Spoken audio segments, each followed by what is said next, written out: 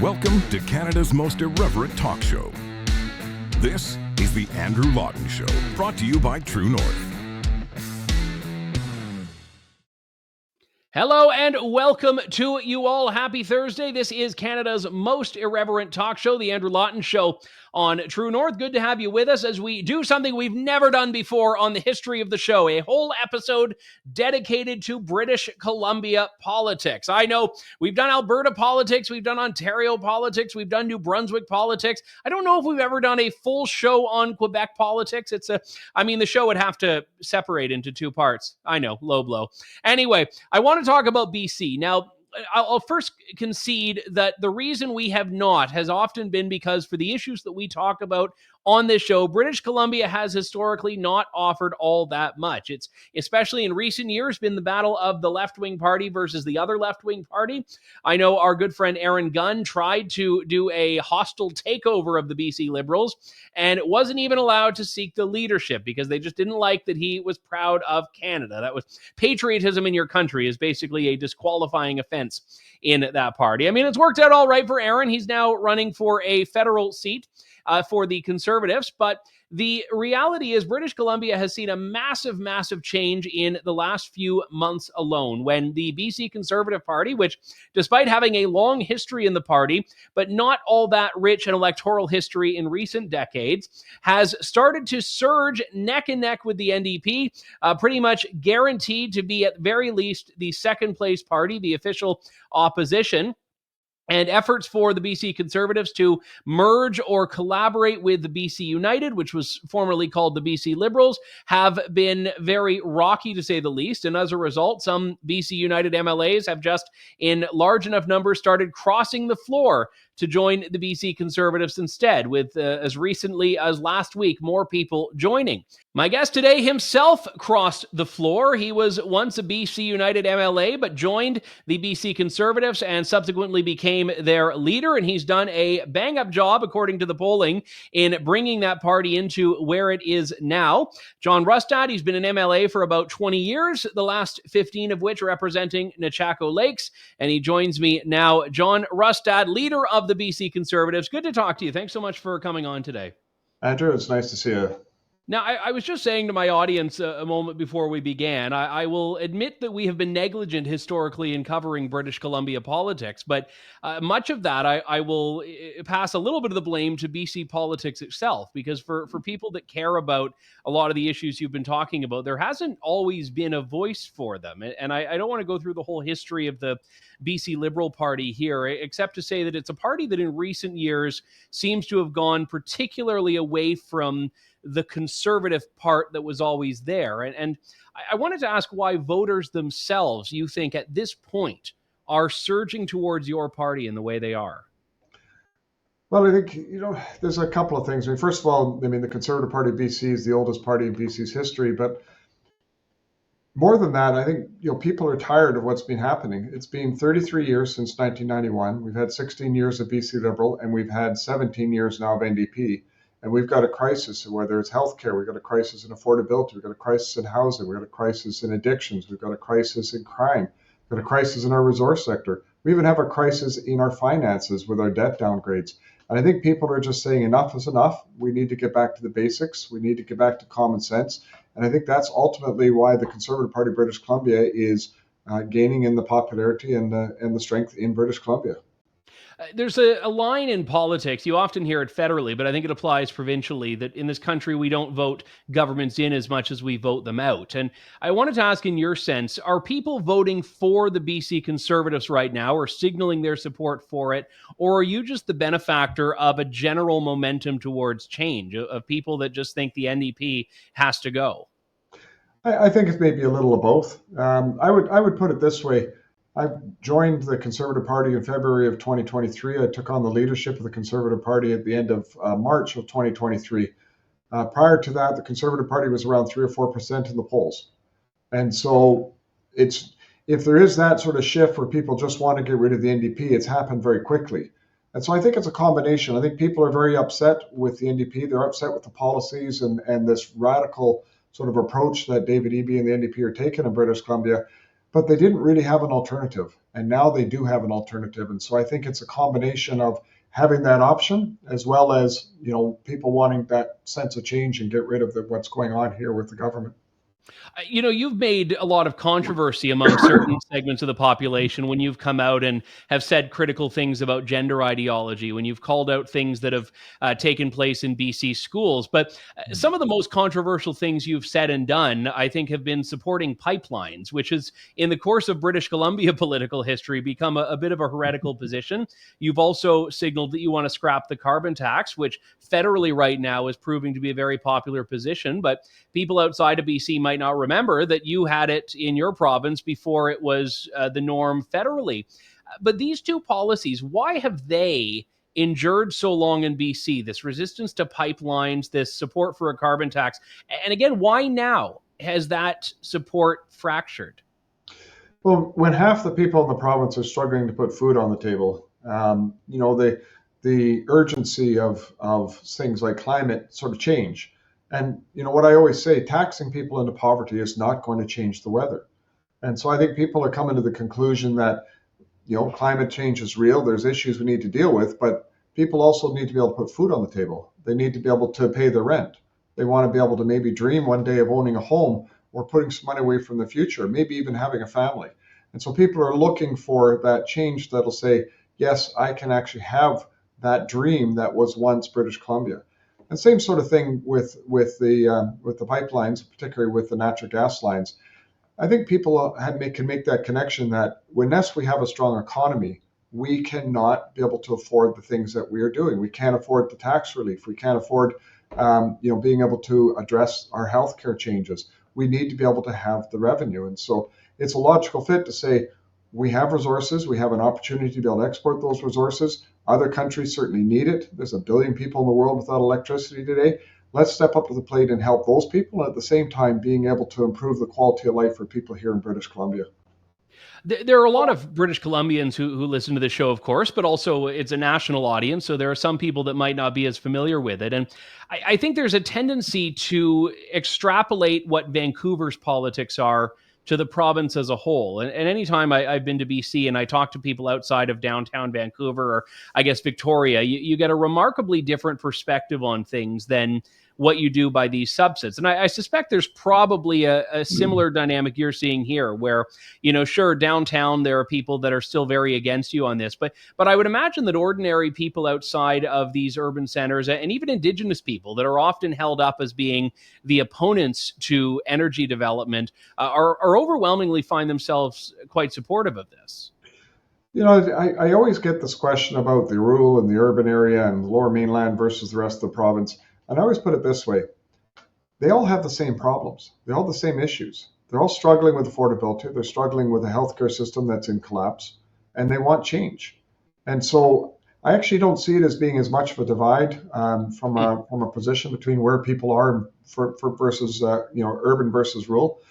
But I do see that the one thing that is really critical is a government, quite frankly, that just is going to get back to the basics. And whether it's what's going on in our schools or what's going on in our economy, what's going on with things like housing and affordability, people are just saying enough of this ideology, enough of this stuff that has clearly created crises. We just want to get back to being able to live our lives. And so, yes, there is some issues, certainly between various areas of the province in terms of how to do things particularly around things like energy. But British Columbians, they don't even realize that 84% of the energy we consume is hydrocarbons. Only 16%, 1/6, is electricity. And so we need to do a change. And yes, it'd be great. We want to move away from using hydrocarbons, but it's going to take an enormous effort in terms of how we're going to build out capacity to be able to do that. And that's one thing that we say is we need to be realistic about how we do these approaches. Hydrocarbons are going to be here with us for many decades to come as we build that out. And the two are not necessarily opposed to one another. Since you mentioned healthcare, I wanted to ask you about the Cambie case. Brian Day has been a guest on this show. Your government, not under your party, but your province's government, fought tooth and nail against this idea of patients having choice, of having for-profit, private healthcare services. Now you've advocated for, to use the terms on your website here, choice and competition in the delivery of healthcare services while retaining universal access for British Columbians. What does that look like in practice? It's interesting that that case with Brian Day, the provincial government essentially argued that the system was more important than patient suffering. It's hard to imagine. And what's worse is the judge agreed with the province. And so to me, that's just a real tragedy. Healthcare needs to be about the patient, not the system. Healthcare needs to be about making sure that you're doing everything you can to connect patients with the services they need to be able to get healthy, to be able to get treated, to be able to go on and to live the best lives that they can. And so you look at British Columbia and you look at Canada and you say, who else in the world is following our model of healthcare? There's only one jurisdiction that comes close to that, and that's North Korea. And I don't think that's a very good model for us to be thinking about. So you look at the models that are doing best, that have the shortest wait times, that have much better access, that have much better number of beds or number of doctors per capita, these types of things, that have a much lower cost per capita than we do in British Columbia. And those are more European models, and they are universal healthcare models, single payer, but they're delivered by both public and private services. And so why aren't we looking to do the same thing and better utilize the professionals that we have to be able to provide those services that people need? And there's an inherent absurdity, and I've talked to some of the lawyers who have worked on this in other cases, where an Albertan can, go to British Columbia basically and pay out of pocket, and a British Columbian can go to Alberta and pay out of pocket, and they're both seeing the same doctors, but if someone goes to see one in their own province, they can't. So what would you do to kind of give that patient choice that you're talking about, while also not fracturing what Canadians do expect, left or right now, which is a universal access that doesn't discriminate based on how much money you have in your wallet, basically? Well, that's exactly the model we're looking at, is universal healthcare, so that it's seamless to you. You don't know, it doesn't matter to you whether it's coming from the public sector or somebody from the private sector that's providing the service. You just need the service, and it's paid for by a single user. And that's what we're looking at. Those are the models, I think, in Europe that are very successful. But I think we got for example, a surgeon in Vancouver, and he gets 8 hours of surgery time a week. That's all he's allowed within the public system working at Vancouver General. And yet he could very easily be doing 20, 30, or 40 hours. We need to be able to better utilize those people to be able to provide the services that are needed, as opposed to losing that expertise and ability because we've got a system that is just, it's too obstructive for being able to actually provide the services. And it doesn't matter, in my opinion, where you go, whether it's a public clinic or whether it's a private clinic, to get it done. You have a single payer, you have government paying for it, it's universal health care, it's the same for everybody. And we can actually get this done under the Canadian Health Act. We actually don't need to change the Canadian Health Act to be able to do this kind of delivery. We've seen in British Columbia over the last few years this profound failure of permissive drug policy.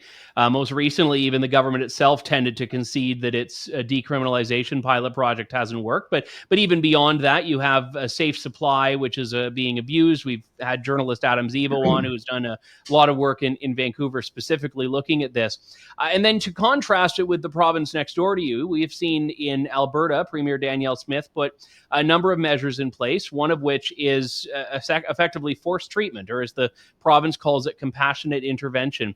Is that something you would put into British Columbia? It is something we're certainly looking at. And, it's interesting that David Eby and the NDP are talking about wanting to change decriminalization. And yet you have Bonnie Henry, an agent of this NDP government, out in Ottawa last week saying, doubling down on both decriminalization and expansion of safe supply. I mean, these have been absolutely horrendous policies. The damage that's being done in this province is incredible. But we need to be able to move to that recovery model. And we need to have everything in place, from doctor-prescribed treatment to short-term voluntary recovery to longer-term voluntary recovery to involuntary recovery to even long-term care for people. And what I mean by involuntary recovery, take, for example, if somebody has OD'd and has been brought back to life, clearly they are at risk of harming themselves. And under the Mental Health Act, they should be able to be treated. And that's what we need to be thinking about is even though they may not want to receive that treatment, they're clearly at risk of harming themselves. They need to be able to go in and receive the treatment they can to try to get them onto a healthy path in life. And I just think it's compassionate to be able to do that. I think, yes, you're impacting on their rights, but at the same time, as a society, we need to be looking at this from perspective of saying they're not capable of being able to make that decision. We need to be able to step up and be able to help them in that circumstances to be able to try to get back to some sort of normal life. Now, do I take from that that you believe, John, the existing laws already give the government a bit more authority than is perhaps being used? We have the ability within the existing laws. We may need to do some strengthening of that, but I will also say this: under Section 7, I believe it is of the Constitution, we will likely get a charter challenge because you're actually taking away somebody's rights when you have mandatory recovery that people may end up having to be able to utilize. And I think on behalf of the society, if we get to that place, we really need to be thinking about this as we need to do what's right for the province, what's right for the people in the society. And if the courts aren't going to allow us to do that, we might have to use something like the notwithstanding clause to be able to implement it. So you would be prepared to use the notwithstanding clause, just to understand this correctly, to force drug users that are posing a risk to themselves into treatment? Yeah, I think that we're in a situation where I would hope that we wouldn't get challenged. I would hope that people would see that this is about being compassionate. This is about doing the right thing for the individual as well as for the society as in whole. But if we get to a place where you get an activist judge or you get a group that wants to fight this because they disagree, it is something that I'd be prepared to look at doing because at the end of the day, the provincial government needs to be able to step up and do what's right for British Columbia. And that's what I've been saying all along. It's not about being conservative or liberal or NDP or green or any of that kind of stuff. It's just to stand for what's right and fight for the average everyday person. And that's what we have to be able to do in these policies and approaches. The rise of drug problems has, in pretty much every city in the country that has gone through this, coincided with a rise in property crime and other aspects of it. And it's been quite horrifying to hear all of the families, especially in Toronto and Vancouver, that are afraid to use public transit. For example, they are afraid to go out for a walk around their streets, their own neighborhoods. And is it too late to fix this? And I hate sounding so pessimistic, but can this actually be addressed at this point? Um, it's never too late to hope to be able to achieve better. And I think, quite frankly, we can. But I don't believe there's a magic bullet. It's not going to change overnight. We need to put systematic processes in place to be able to change this. So, for example, my wife, back a few weeks ago, she was at a gas station, she was filling up, and somebody came and asked her for money. She felt really uncomfortable. She said no. This individual walked into the gas station, went to use the washroom, came out of the washroom, grabbed the pop, grabbed a couple of bags of chips, and walked out the store. The person working at the till had no recourse, no ability to do anything, and there's no way law enforcement would respond. And so people are just becoming emboldened because there is no consequences for breaking laws. And that's continually moving up the ladder, just whether it's petty crime or whether it's larger crimes. And when you talk to the police, the challenge they have is they can arrest people, but there's not getting through prosecution. And prosecution is frustrating because they don't want to take it to the judge because there's going to be either no consequences or it's going to be thrown out or whatever the case may be. And so there's quite a big change that is needed within the system, freeing up time for police by trying to deal with the addictions issues so that they're not having to do so many of the domestic issues like dealing with addictions, dealing with those types of things. That frees them up a little bit, but then also making sure that we support the police in the implementation of the law, making sure that we try to get back to as civil a society as we can.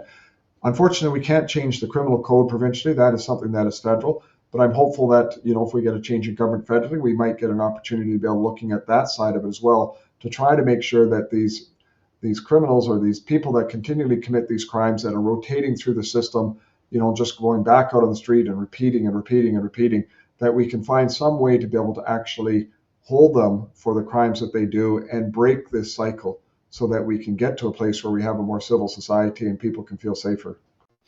Let me ask you, since you bring up the possibility of a federal change in government, about how you and your party fit into the Canadian conservative dialogue right now and the Canadian political dialogue, because I can't recall the last time we seem to have as much harmony among provincial Conservative leaders. We've seen this on resisting the carbon tax. We've seen this on parental rights, and I'd like to talk to you about that in a couple of moments.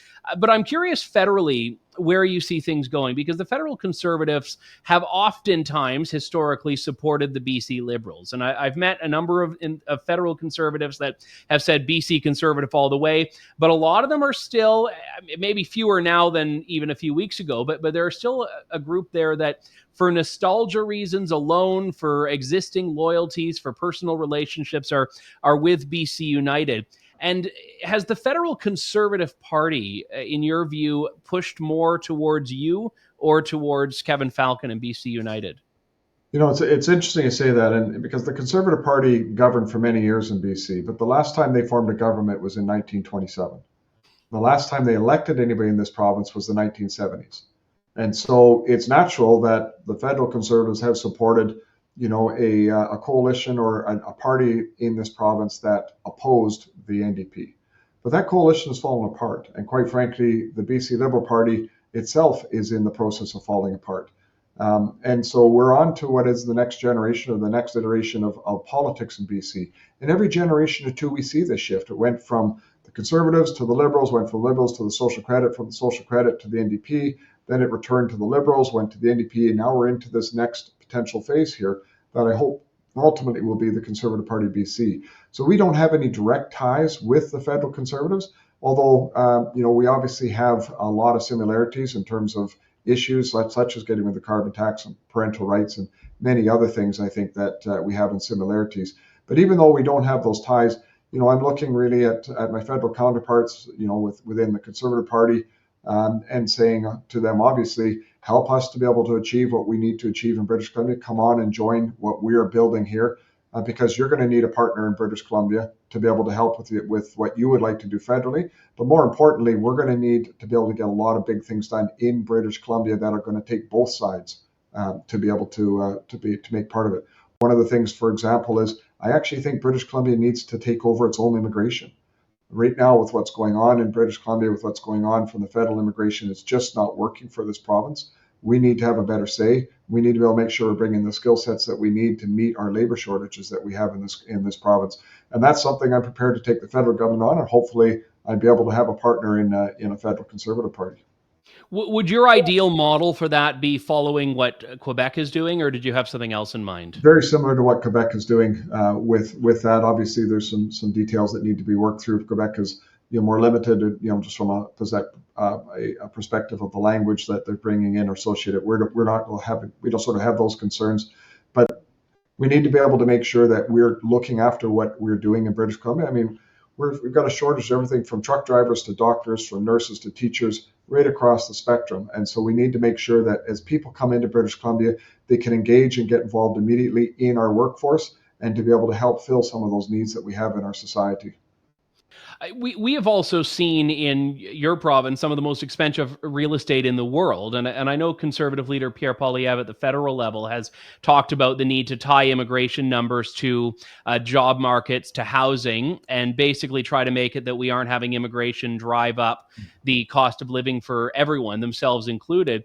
Is that a problem you foresee in British Columbia as well, where you really need to start looking at, hey, what can we economically withstand?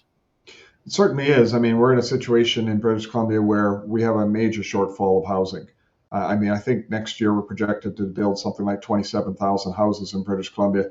We need to be tripling that number and sustaining that for at least a decade in order to stabilize housing prices to meet the demand and the projected growth going forward.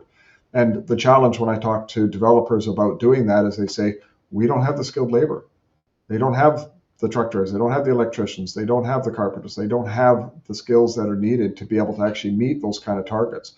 And so part of what we need to do with immigration is to make sure as we bring people in that they can help to fill those needs as well, so that we can build out what we're needed and try to stabilize housing prices in this province. You've had in recent weeks, in particular, a number of floor crossings, people joining the BC Conservatives, having been BC United or BC Liberal MLAs. And on one hand, I think this looks great for you and for your party, and I concede that point. But does it not look a little opportunistic as well, that people who in the past have been very critical of your party, or people that your party has been very critical of, a notable example of this would be Eleanor Sturko from last week, joining now just because you are doing so well in the polls? Well, I wouldn't say it's just because. Think about this. A year and a bit ago, before I joined the Conservative Party, we were polling at 3 or 4%. So most people wouldn't take us seriously. And as we grew, going into the spring of 2023, we had a by-election where we came second. We took 20%, and that was in a very solid NDP riding. And we continued to grow throughout the year. And people have been watching this progress and they said, is this real or is there something going on? And I think people are coming to the conclusion that this is real. And really, as the Conservative Party of British Columbia, we have reached out to say, we are open to anybody who's interested in joining that's going to want to be come in and be part of this common sense change we need to bring for British Columbia. That's, like I say, just standing for what's right. So, for example, we've got a former NDP MLA who's running for us up in Nanaimo. We've got people, from the Green Party or in our group that are helping out with our campaign. We've got federal Liberal, we've got federal Conservative. And so people are from across the spectrum are being able to find a home in who we are as the Conservative Party, because we're trying not to have it just about an ideology. We're trying to have it just about that grassroots movement to be able to bring back British Columbia, bring back prosperity to this great province. But I think you raise an important dilemma there, which is that you can't be everything to everyone. So are all the people that are coming to your party committed to the same set of principles? And what are the non-negotiables for you? Well, I think we're not going to compromise on the principles, the things that we're standing for, the values that we have and when we're trying to fight for British Columbia. But it's okay for candidates to have a varying opinion. I mean, obviously, we have an agenda in terms of our platform that we're going to be rolling out, and I'm really looking forward to having that out in the public realm here as we get into the election. But I've said for many years now, MLAs should be the first priority of MLAs should be to fight for their riding, to be able to speak on behalf of the riding, and to be able to vote on behalf of the riding. And that means you're going to have differences. And I think people are, for too many years, have been electing people to represent a party to them, where their expectation is that everybody that's in the party will be saying the same things. We have 93 different ridings around the province. It's not possible that all of them would be the same and saying the same things. It is normal that there would be differences. And so I accept that as a leader. It's going to create some challenges as we work through, should we have that on our forming government? But those are challenges I think that are a good problem to have. But would you, for example, accept an MLA that says, actually, I don't want to get rid of the carbon tax? Well, that could be possible to have an MLA that might say that. I think they would probably not be interested in joining us as a party. Or voting against parental rights, your parental rights approach. Sorry? Or voting against your parental rights approach. Yeah, I mean, it's fine to be able to have that, but obviously these are things that are defining who we have been as a party and who we will be going forward. And many political parties, what they do is they put their finger up in the air and they try to figure out where the population is and then try to get in front of it. And that's not our approach. What we're doing is coming forward and saying, this is who we are. These are the things that we're going to stand for. If you want to come in and be part of that, that's great. We have an open door. You're welcome to come in and be part of how we help to build and shape that. So, for example, both Eleanor as well as some of our other candidates have said, okay, I support parental rights. I support getting rid of the sexualization of children in our schools. But we need to make sure also that we have a good anti-bullying program in place and that we have support in place for students. And I said, yeah, okay, I can accept that. Those are good things that we need to be able to have within our school systems to make sure that all students can find their way and to be able to be successful in our education system. You mentioned earlier on Bonnie Henry. I mean, this has obviously been among the most divisive period in Canadian politics the last 4 years. Is Bonnie Henry gone if you're elected? We are going to drop the mandates from COVID. We're going to be hiring back our healthcare workers. We need to actually be looking at putting together a group to look at potential compensation for those that have been impacted that were let go. But what I'll say is this. Bonnie Henry has made it very, very clear that she is not interested in dropping the mandates, even though every other jurisdiction in the world has dropped the mandates. She's not interested in hiring back our healthcare workers because she doesn't believe they should be in our system. I cannot see a person like that being able to continue in a Conservative government, because obviously we need to be able to make those changes, and we're going to make those changes. Moving forward a bit, I know you're obviously going for victory here, which a few years ago would have seemed just like an absolute pipe dream, and here you are. So you should be commended, should your team, for bringing the party where you have. But many polls suggest a path in which you end up as the leader of the official opposition. And while that is, I think, a tremendous success, it can also be very frustrating to be opposition, as I'm sure Pierre Poilievre could tell you at the federal level. How much change can you affect from that role? I mean, in opposition, obviously, the government, when it comes in, should we have the tragedy in this province of re-electing an NDP government, we'll do everything we can to try to stymie their agenda. So obviously, that will be a very challenging process, but that's what we would do. They have an agenda, quite frankly, that is just scary. What they're planning to do to the Lands Act that they have decided to not talk about before the election, their 2030 agenda that they have. British Columbia will not recognize this province. British Columbians will not recognize the province. We actually have a government today that is telling the public sector, you're not even allowed to call people British Columbians because it could offend some people. I'm a proud Canadian. I'm a proud British Columbian. I actually think it's okay to say you're a British Columbian. It's okay to have pride in our country and in our province. And like I say, if these guys get in again, I'm not sure where it goes, but it's certainly, from the indications of what they're talking about, I don't think people will even recognize this province in the next 4 years after an election. It's interesting you mentioned that, because obviously Victoria, a couple of years ago, you had an effort underway to get rid of statues that honor Canada's past. You have the name Victoria periodically subject to scrutiny, the name British Columbia, and you've been very firm in a way that I would hope more politicians would, because it shouldn't be a left or right and saying, hey, let's embrace our history. No, precisely. I mean, our history includes some pretty tragic things. Our history includes some pretty great things. But that's our history. That's what has made us who we are. Canada is a melding pot of different peoples and cultures and religions from around the world. People come here because they want to get away from all these things. They want to be able to have a safe place to be able to raise their family. They want to have a place that is they can have hope for a better place for their kids and for their grandkids. We've lost that. We need to get back to that. And we have all the potential that we could ever want. We just need to get back to the basics in this province and making sure that we're focused on providing the best services we can for the people in this province so that they can get on with having a quality of life. So what you're doing right now, John, is clearly working. And as we have, a few months left until the election, what can people expect to see? What do you still have left in the tank that we're going to get a glimpse of? Well, we have a few surprises yet to bring out, obviously, both in nomination processes as well as in policies. I think, over the course of the summer, we're going to be out engaging with people right across the province. We're going to continue with building this grassroots movement. We're going to, have our team completely set up and in place. And then we'll start rolling out a little bit of policy and start ramping that up a little bit as we get into the fall, just to show people how we're going to be able to develop that opportunity and that hope for people to be able to have that quality of life. And I think people will be surprised at the policies and approaches that we're going to be bringing forward.